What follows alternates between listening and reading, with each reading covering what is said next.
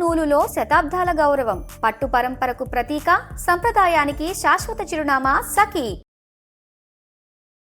నమస్కారం, మనతో ఉన్నారు దేవిశ్రీ గురూజీ. ముందుగా ప్రేక్షకులందరికీ కూడా మహాశివరాత్రి పర్వదిన శుభాకాంక్షలు. మరి మహాశివరాత్రి యొక్క విశిష్టత గురించి గురూజీ మాటల్లో అడిగి తెలుసుకుందాం. నమస్కారం గురుగారు. బ్రహ్మోస్మి.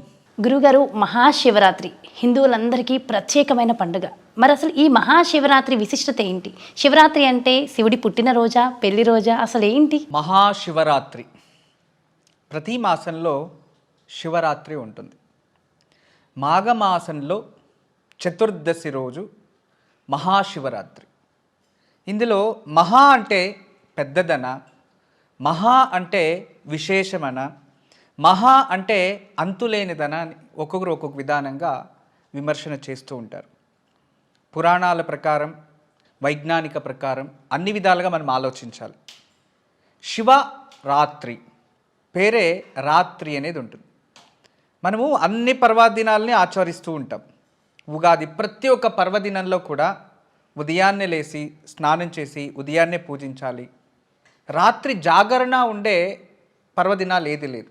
రాత్రి ఆచరించే ఒక పర్వదినం అంటే ఈ శివరాత్రి మాత్రమే. మహాశివరాత్రి కాలాతీతుడు, కాలనాయకుడు, రాత్రికి అధిపతి, నిశాచరులకి అధిపతి, రాక్షసులకి, దేవతలకి, అంతేకాదు మన ఊరికి దక్షిణానున్న శ్మశానవాసి, 5 దిక్కల అధిపతి సాక్షాత్ పరమేశ్వరుడు. ఈ పరమేశ్వరుడికి జన్మ అనేది శివరాత్రి జన్మించాడు అనేది తప్ప. ఎందుకంటే వాడి సృష్టి అనేది 3 ఒకేసారి ఉంటుంది. తర్వాత ప్రతి సంవత్సరంలో కూడా ప్రతి పురాణంలో మనం తీసుకున్న, ఏ పురాణంలో తీసుకున్నా, భాగవతంలో తీసుకున్న మహావిష్ణువుది దశావతారాలు ఉంటాయి. కానీ శివతత్వానికి వచ్చినప్పుడు శివ అవతారం ఒకటే అని ఉంటుంది, కానీ మళ్ళీ మళ్ళీ అవతరించడం అనేది ఉండదు. ఆ ఒక మహావిష్ణు తత్వంలో ఒక స్త్రీ గర్భం నుంచి ఎన్నోసార్లు ఎన్నో అవతారాలు ఉద్భవించాయి. కానీ శివుడికి స్త్రీ గర్భం నుంచి ఉద్భవించిన అవతారమే లేదు. ప్రకృతి సృష్టి సాక్షాత్ మహాకాళి ముగ్గురిని మనకి బ్రహ్మాండ పురాణం ప్రకారం బ్రహ్మాండ సృష్టిలో ఈ బ్రహ్మ విష్ణు మహేశ్వరులు ఒకేసారి జన్మిస్తారు. తర్వాత అమ్మవారు త్రినేత్రం వీళ్ళకి అలంకారం అవుతుంది అనేది ఇవన్నీ ఉన్నాయి. అయితే ఈ మహాశివరాత్రి అనేది విశేషంగా పరమేశ్వరుడు ఆలాహలాన్ని స్వీకరించిన రోజు. మరొక జన్మ సముద్ర మథన కాలం. ఇది చాలామంది విమర్శన జరుగుతూ ఉంటుంది. శివపురాణంలో ఒకటి ఉంది, గరుడ పురాణంలో ఒకటి ఉంటుంది, ఈ తర్వాత నారద సంహితలో ఒకటి తెలియచేస్తారు. ఏది అసలు నమ్మాలి అని ఇక్కడ ఎగ్జాక్ట్లీ అందరూ అర్థం చేసుకోవాల్సినది ఏంటంటే, మనకి ఒక్క సంవత్సరం దేవతలకు ఒక్కరోజు ఇది. అప్పుడు ఒక్కరోజు అంటే ఉదయం నుంచి సాయంత్రం మరుసటి రోజు వరకు 24 గంటలు, మనకి 365 రోజులు. ఈ 365 రోజులు మనము ప్రతి మాసానికి ఒకటి అనుభవించేది, దేవతలకి 2 hours 1 అంతే. అప్పుడు అన్నీ జరుగుతాయని నమ్మాలి వాళ్ళు. అలా ఆ ఒక ఆలాహలం అంటే సముద్ర మథన కాలంలో ఆ ఒక ఏదైతే విషము అనేది బయటకు వస్తుందో ఆలాహలం, దాన్ని ఎక్కడ పోయాలో తెలియదు, ఎక్కడ వేయాలో తెలియదు. భూమిపైన పడితే జనాలు, ఋషులు, ఈ సంపద నాశనం అవుతుంది. సముద్రాల్లో చేరితే ఎన్నో జీవరాశులు సజీవంగానే ఇక చనిపోతాయి. అది ఎక్కడ వేయాలో తెలీదు. చాలా అందులో అది తీసుకుంటేనే ఈ అమృతం లభిస్తుంది అన్నప్పుడు దేవాన్ దేవతలంతా ఏం చేయాలో తెలియనప్పుడు అప్పుడు పరమేశ్వరుడు నేనే తీసుకుంటా అని ఆ ఆలాహలాన్ని స్వీకరిస్తారు. ఆ ఆలాహలాన్ని స్వీకరించిన సమయమే ప్రదోషకాలము అంటాం. ప్రతిరోజు ప్రదోషం ఉంటుంది, కానీ మహాప్రదోషకాలం అది త్రయోదశి ఆచరిస్తాం. అయితే ఆ ప్రదోషకాలంలో ప్రజ్ఞాహీనుడు అవుతాడు. ప్రజ్ఞాహీనుడు త్రయోదశి. చతుర్దశి మనకి తిథి ప్రకారం చతుర్దశి వచ్చినప్పుడు ఆ అమ్మవారు తన చేతుల నుండి ఈ ఒక పండేసుకొని అమ్మవారు తన కాళ్ళ పైన పడపెట్టి ఆ చేతిని ఇక్కడ నొక్కేస్తుంది అనమాట, లోపలికి విషం పోకుండా. అప్పుడు శివుడికి ఆ ఒక వజ్రంలాగా విషకంఠుడిగా మారుతాడు, అక్కడే ఉండిపోతుంది అది. తర్వాత దేవాను దేవతలందరూ, ఋషి మహర్షులందరూ కూడా ప్రార్థించిన తర్వాత ఆ ఒక పరమేశ్వరుడు ప్రజ్ఞాహీనంగా ఉంటాడు కదా, ఒక పరమేశ్వరుడికి ఆ సమయంలో ఒక ప్రజ్ఞ అనేది వస్తుంది. అప్పుడు కళ్ళు తీయంగానే దేవతలు అందరూ చూస్తుంటారు. అది చతుర్దశి సాయంత్రం అయి ఉంటుంది. అదే మహాశివరాత్రి. ఆ రోజు శివరాత్రి కళ్ళు తీశాడు కాబట్టి శివుడు పరమేశ్వరుడు, అమృతం వాళ్ళ చేతికి వచ్చింది కాబట్టి దేవతలందరూ ఆచరించే పర్వదినం ఒక మహాశివరాత్రి. అందుకే దానికి మహాశివరాత్రి అని వచ్చింది. శివరాత్రి రోజు జాగరణ ఎందుకు చేయాలి గురువుగారు? అంటే ఇది ఒక విజ్ఞానం. మహాశివరాత్రి అనేది ఒక విజ్ఞానం, ప్రకృతిలో జరిగే మార్పు అన్నమాట ఇది. ఇప్పుడు శిశిర ఋతువు, మనం ఈ శిశిర ఋతువు ఈ శివరాత్రి అయిపోయిన తర్వాత ప్రకృతిలో చాలా చేంజెస్ వస్తుంది. సూర్యుడు కూడా ఉత్తర దిశన ప్రయాణం చేస్తున్నాడు. మాఘ సప్తమి, రథ సప్తమి, ఇక ఇవన్నీ ఇలా చేస్తూ ఉంటే చక్కగా బాగా గమనించాలి మనం.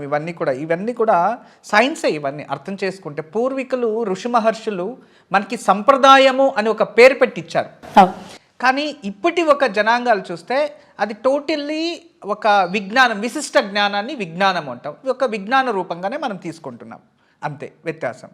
అయితే ఈ ప్రకృతిలో జరిగే మార్పు వల్ల మనం జాగరణ ఉంటే ఈ సమయంలో మన శరీరంలో ఉన్న సప్త చక్రాలు కూడా జాగృత వ్యవస్థ వస్తాయి. ఆ జాగృత వ్యవస్థ వచ్చిందంటే మనకి ప్రభావళి అని ఒకటి ఉంటుంది, ఆరా ఎనర్జీ అంటాం. అది వృద్ధి చెంది మనకి అన్ని విధాల ఆరోగ్యం ప్రాప్తిస్తుంది. మనిషికి మానసిక స్థితి అనేది చాలా విశేషం. శుక్లపక్షం కృష్ణపక్షం రెండు ఉంటాయి. అమావాస్య నుంచి పౌర్ణమి, పౌర్ణమి నుంచి అమావాస్య 15 రోజులు. అయితే అమావాస్య నుంచి అమావాస్యకి 30 రోజులు. ఇదిలో మధ్య అంటే చంద్రుడు. ఎప్పుడు కూడా చంద్రుడు ఎప్పుడైతే ఉంటాడో అప్పుడు ప్రకృతిలో చంద్రన అలలు భూమిపైన పడడం వల్ల సముద్రాలలో ఎక్కువ అవుతూ ఉంటాయి, సముద్రం పొంగుతూ ఉంటుంది.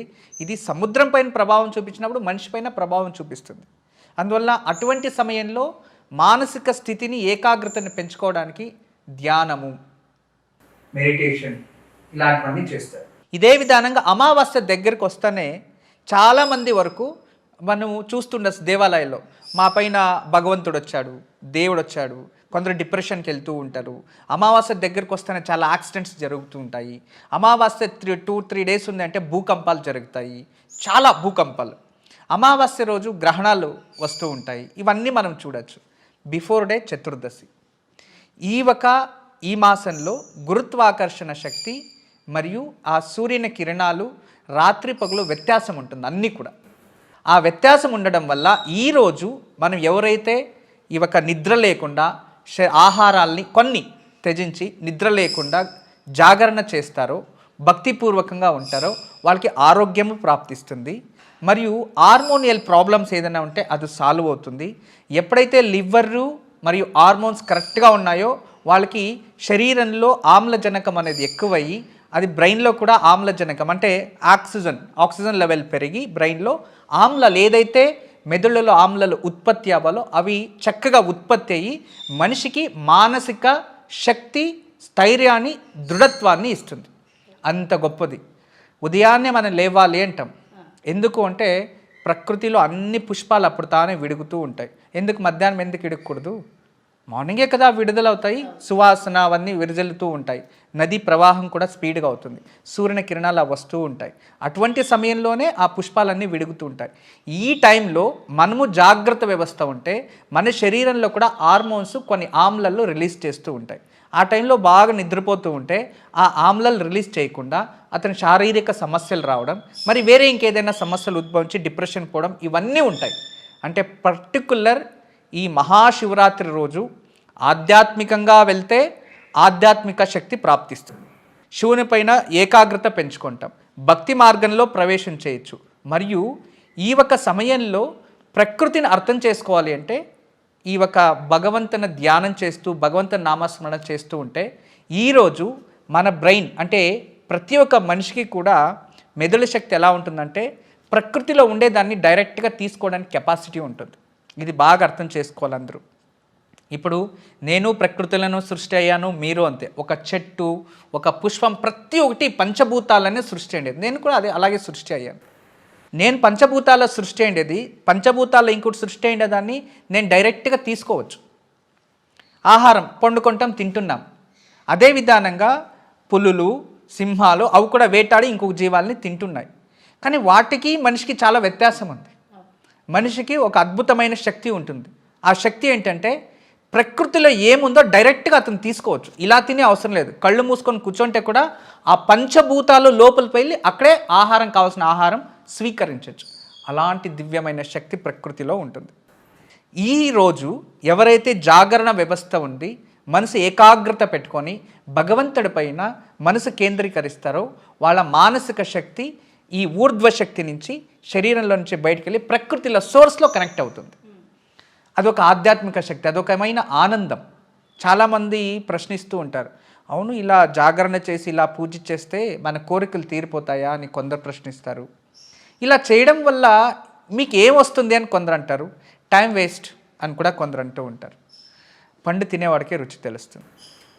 టైం వేస్ట్ అనేవారు వాళ్ళకి వేస్ట్ ఏమో, కానీ వీళ్ళకి దాంట్లోనే సంతోషం, దాంట్లోనే సుఖం. దాన్ని నమ్ముకోవడం వల్ల ఖచ్చితంగా భగవంతుడు మనకు ఉన్నాడు, ఏదో ఒక రోజు మంచి చేస్తాడు అని కూడా ఒక నమ్మకం పెరుగుతుంది. వాళ్ళపైన వాళ్ళకి విశ్వాసం కూడా పెరుగుతుంది. జాగరణ చేయడం వల్ల మానసిక శక్తి, శారీరక శక్తి రెండు కలిసేదే కాకుండా భగవంతుని సమీపానికి, సంధానాన్ని పంచుకోవడానికి, అంటే స్నేహం చేయడానికి, భగవంతుని దారిలో నడవడానికి ఇది చాలా విశేషమైన రోజు. అంటే ఇక్కడి నుంచి డైరెక్ట్గా బెంగళూరుకి వెళ్ళాలంటే మనం కార్లో కూర్చొని వెళ్ళొచ్చు, ట్రైన్లను వెళ్ళొచ్చు. కానీ ఈరోజు ఫ్లైట్లో వెళ్ళేది అంటే చాలా త్వరగా చేరుకోవడానికి ఇదొక మార్గం. అందుకే ఈరోజు మనం అందరూ కూడా ఈ మహాశివరాత్రి రోజు అందరూ కూడా ఆ ఒక భగవంతుని ధ్యానం చేస్తూ ఏకాగ్రతగా జాగరణ ఉంటే దేవుడి దగ్గరికి ఈజీగా కనెక్ట్ అవ్వచ్చు. మన మనసు భగవంతుని దగ్గర చేరుకోవడానికి ఉంటుంది. అంతేకాదు కామ, క్రోధ, లోభ, మోహ, మద, మత్సర్యాలని అదుపులో పెట్టుకోవడానికి మన హార్మోన్సే కారణం. వాటిని కంట్రోల్ చేసే రోజు కాబట్టి ఇది చేసేవారికి మానసికంగా ప్రశాంతత ఉంటుంది. వాళ్ళ మనసులో కూడా కామ, క్రోధ, లోభ, మోహ, మద, మత్సర్యాలని వాళ్ళు కంట్రోల్ పెట్టుకునే కెపాసిటీ ఆ శరీరం, అంటే ఎవరైతే జాగరణ ఉంటారో ఆ శరీరానికి ఎక్కువ శాతం వస్తుంది. అందుకే మన పూర్వీకులు ఇలాంటి పర్వదినాన్ని ఆచరించారు. పురాణాలు అవే ఇచ్చాయి, విజ్ఞానం కూడా అదే తెలియజేస్తుంది. జన్మానికో శివరాత్రి అంటారు కదా గురువుగారు, అంటే జన్మ మొత్తం మీద ఒక్క శివరాత్రి చేస్తే సరిపోతుందంటారా? జన్మానికి ఒక శివరాత్రి అనేది ప్రతి ఒక్కటి ఆలోచించాలి. అంటే మనకి ప్రతి సంవత్సరం కొత్త సంవత్సరం అని ఎందుకు అంటుంటాం చెప్పండి? ప్రతి సంవత్సరం కూడా ఉగాది మరో జన్మ, మరో జన్మ అంటాం. ప్రతిరోజు కూడా మరో జన్మనే మనకి. వాడిక భాషలో జన్మకు ఒక శివరాత్రి ఉంటే చాలు అని వచ్చిందే, కానీ ప్రతి నెలలో ఒక శివరాత్రి వస్తుంది. కానీ సంవత్సరానికి వచ్చే మహాశివరాత్రిని ఆచరించండి. నెలంతా ఆచరించకపోయినా పర్వాలేదు. జన్మానికి అంటే ప్రతి సంవత్సరం కొత్త జన్మ వస్తుంది. ఆ సంవత్సరానికి ముందొచ్చే శివరాత్రిని ఆచరిస్తే ఆ సంవత్సరం అంతా ఆచరించిన ప్రతిఫలం లభిస్తుంది. అంటే 12 మాసాల్లో వచ్చే శివరాత్రిలో ఈ ఒక మాసం రోజు శివరాత్రిని శివుణ్ణి పూజించి జాగరణ ఉంటే మిగతా 11 రోజులు వ్రతాన్ని ఆచరించిన పుణ్యఫలం ప్రాప్తిస్తుంది. అందుకే సంవత్సరానికి ఒక శివరాత్రిని ఆచరించాలి అని అర్థం. ప్రతి సంవత్సరంలో ప్రతి సంవత్సరం వస్తూనే ఉంటుంది, ప్రతి సంవత్సరం జన్మిస్తూనే ఉంటుంది కదా, 60 సంవత్సరాలు రిపీట్. దానికోసం వాడిక భాషలు ఇలా వచ్చింది, కానీ దాని అంతరార్థం ఇంతే. గురుజీ, శివరాత్రి చేసినంత చేతనే చాలా పుణ్యఫలం అన్నారు, కానీ శివరాత్రికి ప్రత్యేకించి ఒక రెమెడీ ఏమైనా ఉందా? ఖచ్చితంగా పరమేశ్వరునికి ఏది ఇచ్చినా తక్కువే, కానీ అతను ఏది కావాలి అని అడుగుడు. అందరూ తెలుసుకోవాలి భగవంతుడికి ఇష్టమైనది ఏంది అంటే, భగవంతుడు ఏమీ అడగలేదు మనల్ని. ఇప్పుడు చాలామంది విశేషంగా భగవంతునికి వజ్రాలు, వైడూర్యాలు, కిరీటాలు అన్నీ ఇస్తూ ఉంటాడు, కానీ దేవుడు ఎప్పుడో వచ్చి నాకు ఇవ్వని ఏమీ అడగలేదు. పేదోడు ఒక దీపం వెలిగించినా తీసుకుంటాడు, గొప్పవాడు హోమం చేసినా స్వీకరిస్తారు. ఒక్కొక్కరికి ఒకటి ఉంటుంది, యథాశక్తి అని చెప్పి. ఆ శక్తికి తగినట్టుగా భగవంతుని పూజించాలి అని శాస్త్రం చెప్తుంది. అయితే ఈ శివరాత్రి రోజు భగవంతునికి గంగాజలం అంటే చాలా ఇష్టం.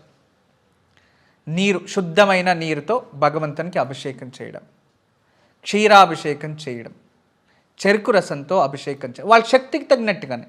నీరు పోస్తేనూ చాలు, కానీ అన్నిటికన్నా శ్రేష్టమైనది భస్మ నీరు. విభూదిని కలిపిన నీరుతో మృత్యుంజయ మంత్రం జపించి శివుడికి అభిషేకం చేయడం వలన ఖచ్చితంగా మనకి మృత్యు దోషాలు పోతాయి. మనిషి కోరుకునేది ఒకటే, 3 అకారాలు. ఒకటి అభివృద్ధి, రెండోది ఆయుష్, మూడోది ఆరోగ్యం. ఆరోగ్యము, ఆయుష్, అభివృద్ధి 3 అకారాలు. అకార, ఉకార, మకారం చేరితే ఓంకారం అవుతుంది. ఆ ఓంకారం జపించినా కూడా ఈ 3 లభిస్తాయి. ఈ విధానంగా పూజిస్తే 3 అకారాలు ప్రాప్తిస్తాయి. అంటే 3 అకారాలు, అందుకే త్రిదళం సమర్పిస్తే 3 అకారాలు. అదే విధానంగా భస్మ కలిపిన నీరు అభిషేకం చేసినా కూడా ఆరోగ్యము, ఆయుష్షు మరియు అభివృద్ధి ప్రాప్తిస్తుంది. అందుకే శివుడికి శివరాత్రి రోజు విశేషంగా మనము ఈ ఒక నీరుతో అభిషేకం చేయాలి. మరొకటి, శివుడికి ఇష్టమైనది పుష్పాలు కూడా ఉంటాయి. ఒక సంవత్సరం అంతా మనము ఏ ఒక అర్పించకపోయినా కూడా ఉమ్మెత్త పువ్వు అని ఉంటుంది, అది చాలా విశేషం, అది ఈరోజు సమర్పిస్తూ ఉంటారు. తర్వాత అర్క పుష్పం, జిల్లేడి పుష్పాన్ని శివుడికి ఈరోజు సమర్పిస్తూ ఉంటాడు. త్రిదళం, ఇవి విశేషం. అలా భగవంతుడికి మనం ఇదే కావాలని లేదు, ఏదైనా సమర్పిస్తే తీసుకుంటాడు. కానీ ఏది ఇచ్చినా కూడా భక్తితో ఇవ్వాలి, ఆ భక్తి మాత్రమే మనది. ఎందుకంటే దేవుడు పెట్టిన భిక్ష, ఇల్లు, కారు, భార్య, పిల్లలు అందరూ దేవుడిచ్చిన, డబ్బులు కూడా దేవుడిచ్చినదే అనుకోవాలి. అందరూ జన్మమిచ్చినదే భగవంతుడు కదా. ఆ జన్మతో మనం ఇలా పూజ చేస్తే దేవుడు మన పిలవంగానే రాడు. మనది, మన సొంతంది, మన చేతుల్లో ఉన్నది భక్తి మాత్రమే. ఆ భక్తితో భగవంతునికి ఏమి సమర్పించినా దాన్ని స్వీకరిస్తాడు. అందుకే మనకి ఈరోజు ఒక కథ ఉంటుంది, మీకు అందరికీ తెలుసు, బేడర కన్నప్ప కదా. బేడరు ఆ రాత్రిపూట, శివరాత్రి రాత్రిపూట తెలియకుండానే జాగరణ ఉండి నీరు లింగం పైన పోసి బిల్వదళాల చెట్టు అల్లాడితే బిల్వదళాలు పడితే శివుడు ప్రత్యక్షమవుతాడు, తన కన్నిస్తాడు, నైవేద్యం అక్కడున్న మాంసం పెడతాడు అని భక్తిగా స్వీకరించాడు. అంటే భక్తితో నువ్వు ఏమిచ్చినా తీసుకుంటాడు, అహంకారంతో అహంభావంతో నువ్వేమిచ్చినా భగవంతుడు స్వీకరించడు అనే దానికి ఆ పురాణం నిదర్శనం. మరియు అదే విధానంగా మనము ఆచరించిన వారికి ఖచ్చితంగా ఆ పుణ్యఫలము ఉంటుంది. అయితే ఇన్ని పత్రాలు ఉండగా బిల్వ పత్రమే ఎందుకు శివుడికి సమర్పించాలి స్వామి? బిల్వము త్రిగుణం త్రిగుణాకారం త్రినేచ్చంత త్రియాయుధం త్రిజన్మ పాప సంహారం ఏకబిల్వం శివార్పణం. 3 దళాలున్న బిల్వము. ఆ బిల్వానికి త్రిదళం అంటుంటాం. 3 దళాలున్న బిల్వం. ఆ త్రిదళము అంటే బ్రహ్మ, విష్ణు, మహేశ్వరం. ఒకవైపు బ్రహ్మ, ఒకవైపు విష్ణు, మధ్యలో మహేశ్వరుడు ఉంటాడు. తర్వాత ఆ బిల్వదళానికి పైన అమృతము, వెనుక వైపు యక్షికలు ఉంటారు. ఈ 3 కలిసినది బిల్వదళం. మనకి వేదంలో నేను చదువుకున్న మంత్రంలో బిల్వాన్ని నమో కవచనేచ బిల్వనేచ నమశివాయచ శివసేనాయచ అని చెప్తుంది.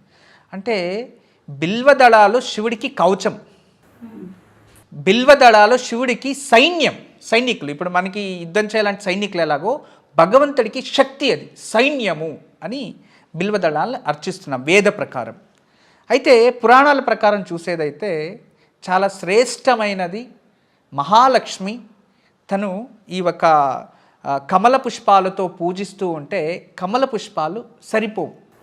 అటువంటి సమయంలో ఎలా పూజించాలో అర్థం కాకుండా ఏదైనా మాట్లాడితే రుతభంగం అవుతుంది అని తన వక్షస్థలాన్ని తీసి పుష్పంగా మార్చి అందించింది ఆ మహాతల్లి. అందించినప్పుడు ఆ పుష్పపు, ఆ పూ నుంచి వచ్చిందే బిల్వదళం. ఆ బిల్వదళం అంత శ్రేష్టమైనది. అందుకే శివుడికి బిల్వదళంతో మనం ఏమి లేకపోయినా పర్వాలేదు, ఒక బిల్వదళం ఉంచి కాస్త గంగాజలం లేదా ఒక చెంబు నీరు పోస్తే ఓం నమశివాయ లేదా క్లీం నమశివాయ అంటే చాలు, పరమేశ్వరుడు కృపాకటాక్షం మన పైన ఉంటుంది. భగవంతుడికి ప్రియమైనది బిల్వదళం. ఆ బిల్వదళాల్లో అన్ని విధాలుగా మనం చూడొచ్చు.